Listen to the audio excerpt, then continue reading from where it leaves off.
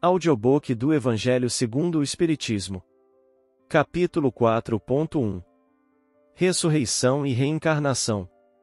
Estando Jesus perto de Cesareia de Filipe, interrogou seus discípulos e lhes disse: Que dizem os homens sobre o Filho do Homem? Eles lhe responderam: Já alguns dizem que vós sois João Batista, outros, Elias, outros ainda, Jeremias ou algum dos profetas. Jesus lhes disse: E vós? Quem dizeis vós que eu sou? Simão Pedro, tomando a palavra, disse: E vós sois o Cristo, o Filho do Deus vivo. Jesus lhe respondeu: Bem-aventurado és, Simão, filho de Jonas, porque não é o sangue nem a carne que te revelaram isto, mas, sim, meu Pai que está nos céus. Mateus 16:2.13, 17, Marcos 8:2.27, 30. Entretanto, Herodes, o tetrarca, ouviu falar de tudo o que Jesus fazia, e seu espírito estava em dúvida, pois uns diziam que João tinha ressuscitado dentre os mortos, outros que Elias tinha aparecido e outros ainda que um dos antigos profetas havia ressuscitado.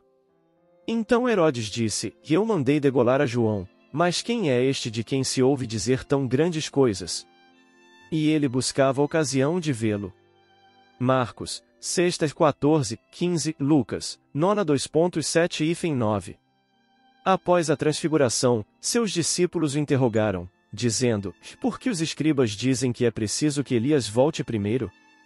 Mas Jesus lhes respondeu: É verdade que Elias há de vir e restabelecer as coisas, mas eu vos declaro que Elias já veio e eles não o conheceram, antes fizeram dele quanto quiseram. É assim que farão sofrer o Filho do Homem. Então seus discípulos compreenderam que era de João Batista que ele lhes havia falado. Mateus 17:2.10, 13, Marcos 9:2.11, 13. A reencarnação fazia parte dos dogmas judeus sob o nome de ressurreição. Somente os saduceus, acreditando que tudo terminava com a morte, não acreditavam nela. As ideias dos judeus sobre esse ponto, como sobre muitos outros, não estavam claramente definidas, porque só tinham vagas noções sobre a alma e a sua união com o corpo. Eles acreditavam que um homem poderia reviver, sem terem uma noção exata de como isto poderia acontecer. Designavam pela palavra ressurreição o que o Espiritismo chama, mais justamente, de reencarnação.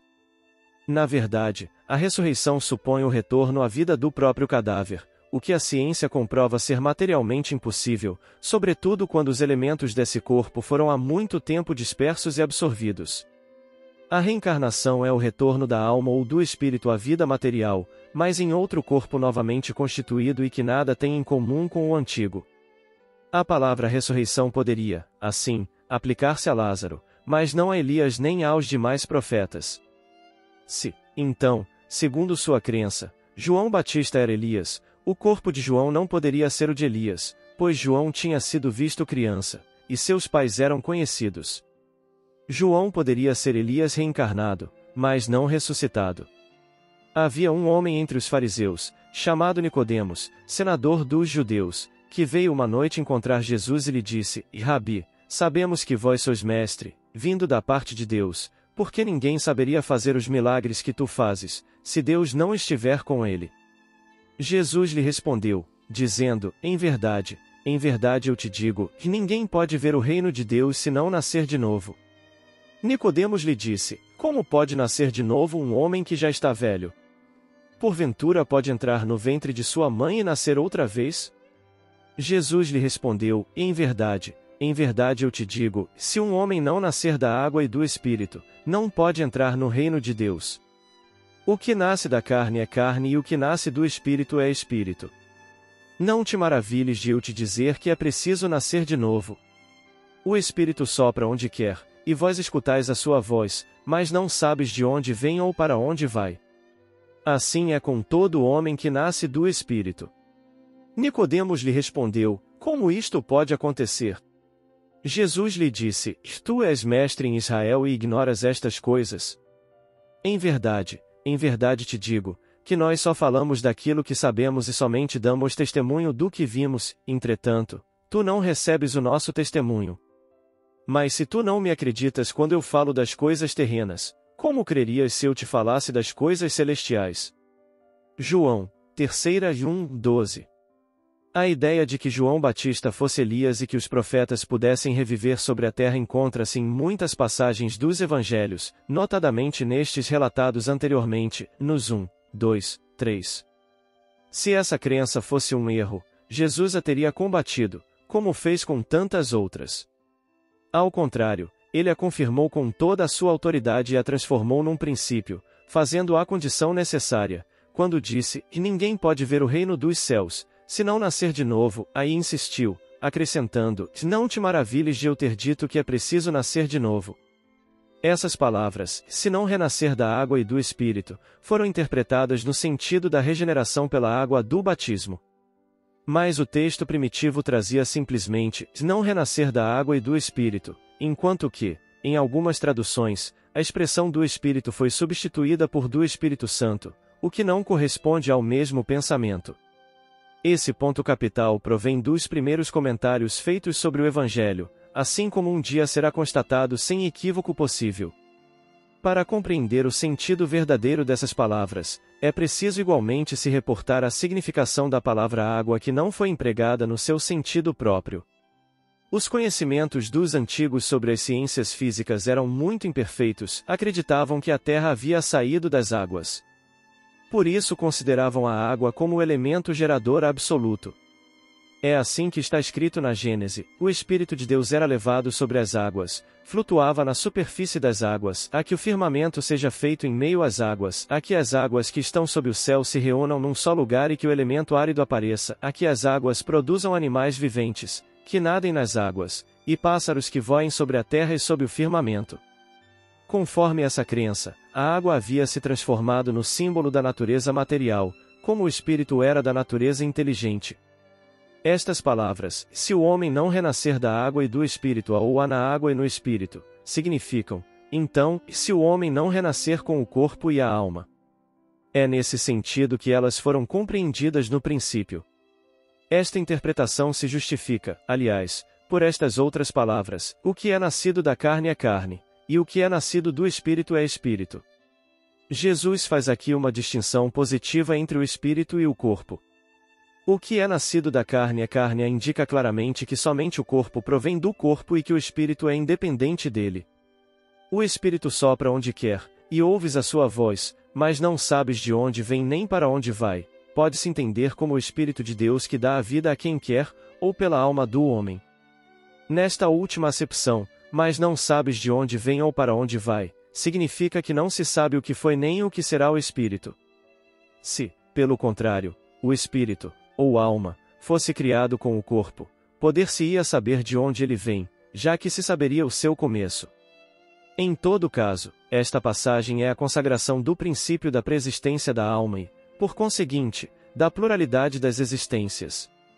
Desde os tempos de João Batista até hoje, o reino dos céus é tomado pela violência, e são os violentos que o arrebatam. Até a época de João, a lei e todos os profetas profetizaram.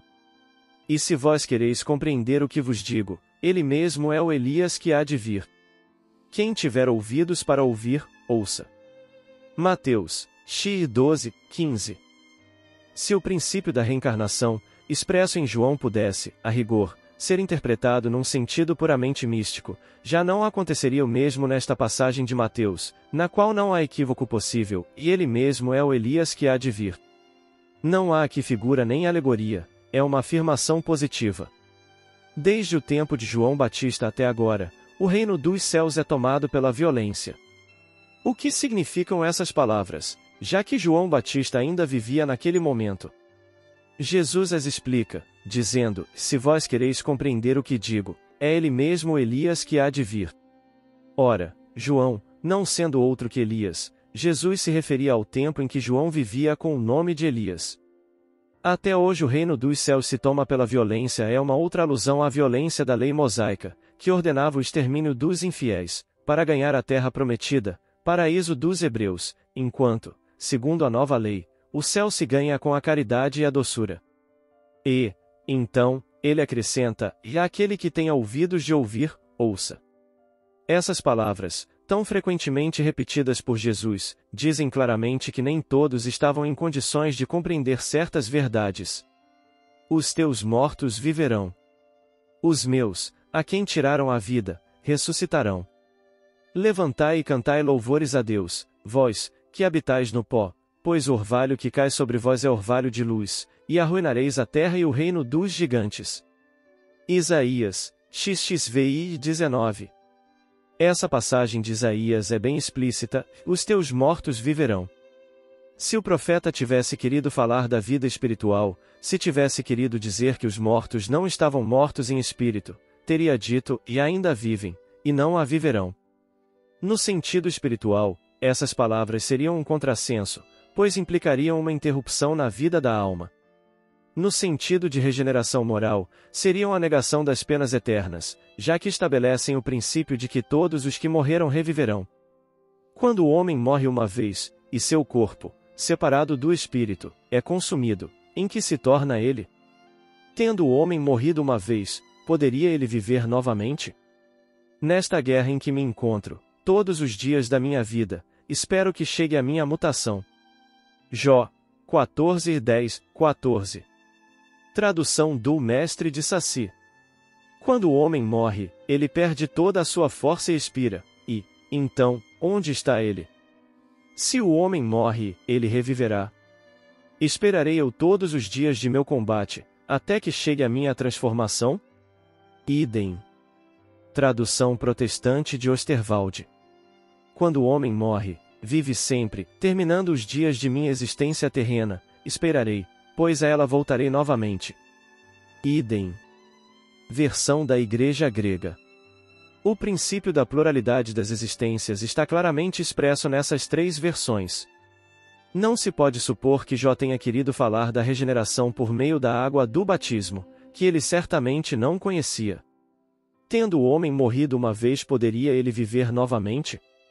A ideia de morrer uma vez e reviver implica de morrer e reviver várias vezes.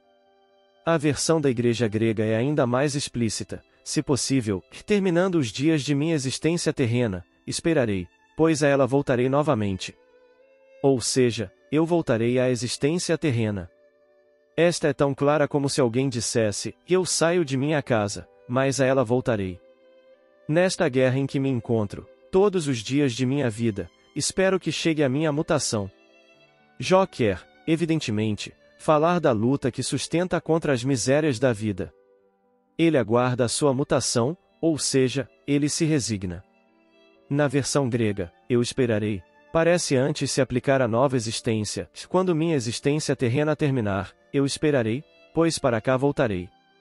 Jó parece colocar-se, depois da morte, no intervalo que separa uma existência de outra, e dizer, então, que ali esperará o seu retorno. Não é, portanto, duvidoso, que sob o nome de ressurreição, o princípio da reencarnação fosse uma das crenças fundamentais dos judeus e que fosse confirmado por Jesus e os profetas, de uma maneira formal. De onde se segue que negar a reencarnação é renegar as palavras do Cristo. Suas palavras terão, um dia, autoridade quanto a esse aspecto e quanto a muitos outros, quando forem meditadas sem ideias preconcebidas. Mas a essa autoridade, de natureza religiosa, vem juntar-se, no plano filosófico, a das provas que resultam da observação dos fatos. Quando dos efeitos se quer remontar às causas, a reencarnação aparece como uma necessidade absoluta, como uma condição inerente à humanidade, em uma palavra, como uma lei da natureza. Ela se revela, pelos seus resultados, de uma maneira por assim dizer material, como o motor oculto se revela pelo movimento que produz. Somente ela pode dizer ao homem de onde ele vem, para onde vai, por que está na Terra, e justificar todas as anomalias e todas as injustiças aparentes que a vida apresenta. Sem o princípio da preexistência da alma e da pluralidade das existências, a maior parte das máximas do Evangelho ficam sem sentido. É por isso que elas deram motivo a interpretações tão contraditórias. Esse princípio é a chave que deve restituir-lhes verdadeiro sentido. Nota: para o desenvolvimento do tema reencarnação, ver Kardec, Alan, O Livro dos Espíritos, livro 2º, capítulo 4 e notas, Mundo Maior Editora, 5ª edição.